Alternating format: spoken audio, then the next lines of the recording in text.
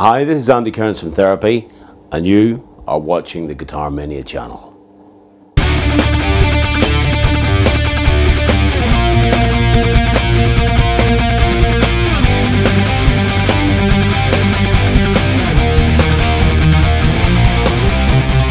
nice to have you here. And how are you doing? How is your tour doing so far? How was your show in Paris on the 18th?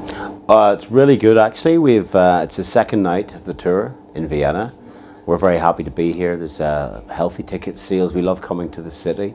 Paris was fantastic. We sometimes have good gigs, sometimes have bad gigs in Paris. Unfortunately, Monday night's show was fantastic. So we have another 3 weeks to go with Europe, and then we're over to the UK.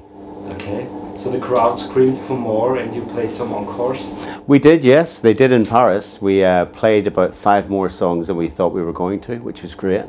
But we hadn't played Paris for maybe 4 years. Oh. So people just wanted to hear as many songs as they could. That's good. Yeah, and as far as I know, you played almost all songs from your current album, is that right?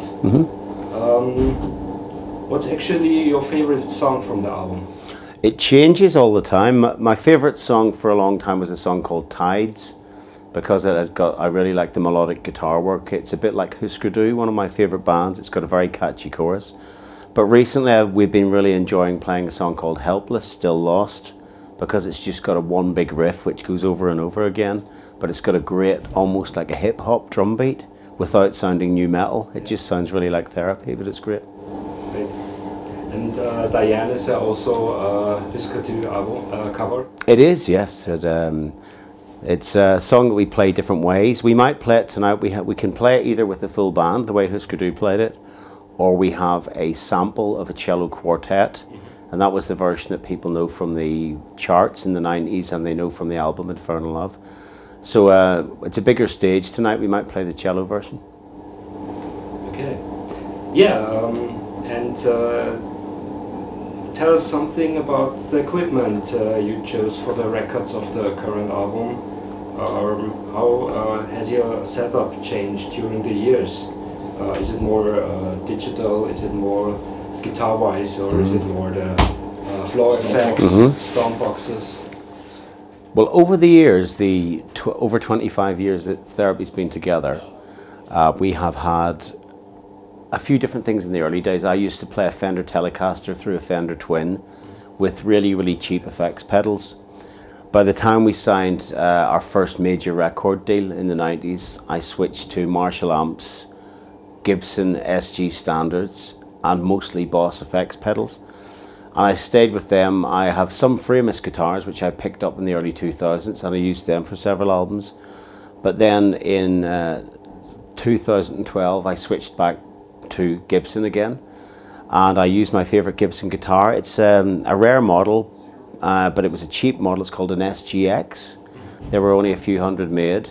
I've got 3 of them, but I use 2 black ones live. They're fitted with Fender 500T pickups, which are probably my favourite pickups in a guitar. They're also very light, so they tend to go out of tune occasionally. I've used Marshall 900 heads, and I use mostly still Boss pedals, although I have a Jim Dunlop Rotovibe pedal and a Digitech Drop D. So I've never really gone the full digital way. With the album we recorded recently, we used a guy called Tom Dalgetty, a producer. Tom has done the Royal Blood album, he's done Killing Joke, he's done the last Skunk Anansie album. And he basically came in and he said, you know, I've been a fan of you guys from the 90s. Why don't you just set up your 90s rig, an SG, a Marshall, and we'll record that. Sounds pretty and beefy, that's beefy and it's good, and that's what we used. Yeah. And which strings are your favorites? I quite like heavy strings, but ironically for the Trouble Gum stuff I changed to slightly lighter strings.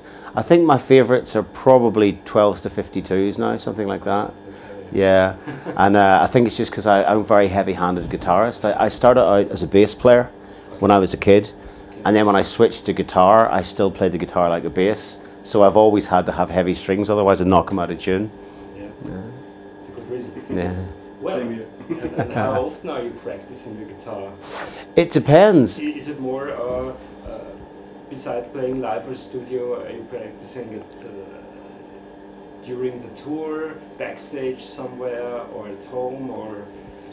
Well, on tour I try to play, because we have a sound check and then we have the gig, I try to play for 30 minutes before we go on stage. Warming up, yeah. When I'm at home, I try to go at the very, very least Monday to Friday when I'm at home, at least 1 hour a day, at least. You know, sometimes it's impossible because I've got a family, I've got things to do when I'm at home. But I always have a guitar in nearly every room in the house so that I can always pick one up. Well, I decided that was the best way to keep playing. I have a small travel acoustic in one room, I have a Fender Telly in another, and I have an SG in my bedroom. So was it hands? So I can always grab a guitar and just play. Yeah. And then that way I find I'm not, because I tried to have a shed, a building out the back of my house with amps and guitars. Yeah. And I found every time I went out there I had to get the key, switch the heating on. So I would always find an excuse to do something else. But having a guitar in every room means I can always play it, sit down and play it. I try and do an hour a day. Sometimes though, you know, I get lost. I'll just sit down, and I've got a beautiful Gibson J200 acoustic, which, you know, it's my pride and joy of an acoustic. And sometimes if I get in the mood just to write songs and play lovely chords, I'll get that guitar out. So very interesting. And can you give, would you give young musicians any advice in a short sentence? Practice hard, or write good lyrics, or have you got any kind of advice for young musicians? I think like anything in life, whether it's a band or being in a relationship or trying to learn any new skill, whether it's a mental skill or a physical skill or a trade, it's work. And I think if you're in a band, really practice. You know, I've got my son's 16, some of his friends are in a band, and they've got a rehearsal area at school. They practice 3 days a week, and that's great. You know, they only practice 30 minutes, but they're 3 days a week, every week, and they're really good and they're really tight. And I think that's what it is. Get into a habit, make it regular. And then the second piece of advice I would say, also believe in yourself. You know, you'll get different people will come along and tell you that you should maybe change. 9 times out of 10, if your gut instinct tells you that this person's wrong, they are wrong. So and believe in yourself. Yeah, is it more being gifted as a musician, or is it more kind of practice? I think it's I mean, I'm a far better guitarist now than I was when we released our biggest album, Trouble Gum. I mean, Trouble Gum sold 2 million copies, and I'm a far better guitar player than I was when they made that album. But it was confidence, and it was having the confidence to say, this song's got 3 really easy chords, but I'm going to play them in a certain way that sound convincing. And I had friends at the time that were amazing guitarists, and they were going, you know, something like a song we have called Scream Major. He's going, it's E, it's C, and it's D. You can't do that. But you know, it's one of our best known songs, and I find that you just have to do it with conviction. But also, I'm a firm believer that, you know, I don't think anyone should ever be discouraged from being a musician. I think there's a place for everybody. I think there's a place for Malmsteen, Satriani, you know, people like that. You know, Alan Holdsworth, all those fantastic, great players. There's a place for them, and I think that my advice to other players would be, don't get upset because you're not them. You know, one of my favourite guitarists in the world is Johnny Ramone, bar chords and downstrokes. But you know, he was the first guy to do that, and look how many people he's influenced since. So the song itself is the master, and not the scales or the technical. I think the skills and the technical side. I think if you're going to play, I mean, for example, you know, if you want to play technical music, and people love, there are a lot of people out there love going to see big technical shows, whether it's Dream Theatre or people like that, and that's great. And I would never ever say to anyone else, don't do that. You know, if someone wants to be the fastest, they want to do lots of sweep picking and really fast arpeggios, I'd go, well, if you want to put the hours in, that's amazing, do that. I like punk. I grew up in punk, and it was about economy. It was about reducing everything down, making everything really direct. And yeah, of course, sometimes I'll sit down with some tablature of a really difficult piece because I like to challenge myself. But I think it's, if you know what you like, I think if you love listening to Dream Theatre, then learn to play like Dream Theatre. If you like listening to the Ramones and Nirvana, then stick to that and think about the song. So you learned it by yourself, by playing, and not by having a teacher? I never had a guitar teacher. I got given a bass guitar when I was 13, a small Jetson Interceptor bass guitar, and I learned I learned how to tune it from an older guy. A guy at school's big brother was a bass player. He showed me how to tune it, and I got like to tune it, so I was in tune. And I learned songs by The Clash, The Stranglers, and Joy Division. And because Joy Division and The Stranglers had such loud, amazing bass lines, I learned those. And then I taught myself from a little book some chords, and then the rest of it was just watching friends and watching other people. There were some bands in the town I came from that had really amazing players, and I would, maybe sit in at their rehearsals, and after they'd finish, I'd go, what was that chord you were playing? And they would show me. Yeah. It's different now, you can go on YouTube and get it in 2 seconds. But yeah, turned out great, as we hear. Well, and now we're coming to my last question here.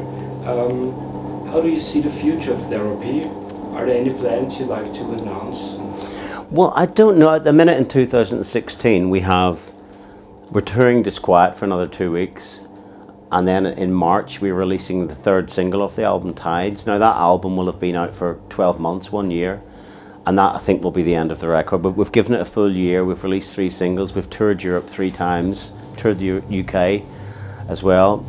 We're looking at doing some shows of an old album of ours, Infernal Love, some 20th anniversary shows.